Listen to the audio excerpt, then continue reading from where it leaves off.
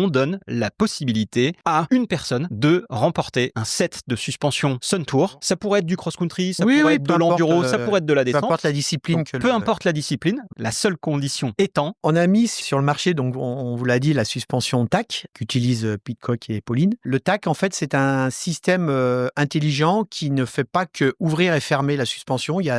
Ça tient compte de l'assiette du vélo, ça tient compte de plein de paramètres. Et la question est, combien de fois le système TAC change, c'est-à-dire ne passe pas forcément d'ouvert à fermé, mais avec toutes les positions intermédiaires, 80%, change d'état. C'est-à-dire, en gros, combien d'informations sont prises et échangées entre la cartouche, qui va gérer l'hydraulique, et le CPU, qui est l'électronique, le cœur du système, sur un tour. C'est ça la question. Combien de fois il change d'état sur un tour? Sur un tour. Sur un tour uniquement. Sachant qu'ils en font 3 ou 4, je ne sais pas, etc.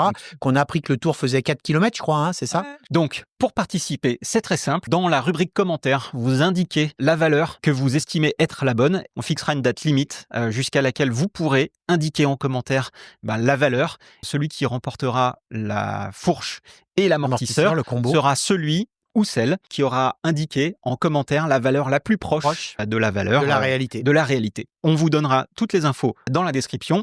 Et donc, ce jeu de suspension sera adapté à l'utilisation. À l'utilisateur. Si le vainqueur il a un vélo de DH, on lui mettra une Rux. S'il a un vélo de cross-country, etc.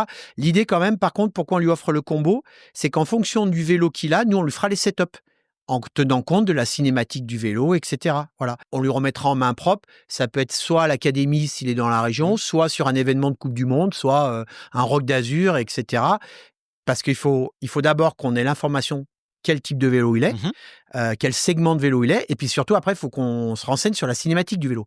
Parce que si on met un amortisseur comme ça standard, il faudra faire tout le setup. On lui offre en plus un setup, on va dire race, enfin une vraie préparation, parce qu'il faut vraiment mettre les amortisseurs en équation avec la cinématique du vélo. Vous avez toutes les infos pour participer. C'est à partir de maintenant, vous pouvez indiquer en commentaire la valeur et tenter de remporter ce set de suspension. Bonne chance à tous.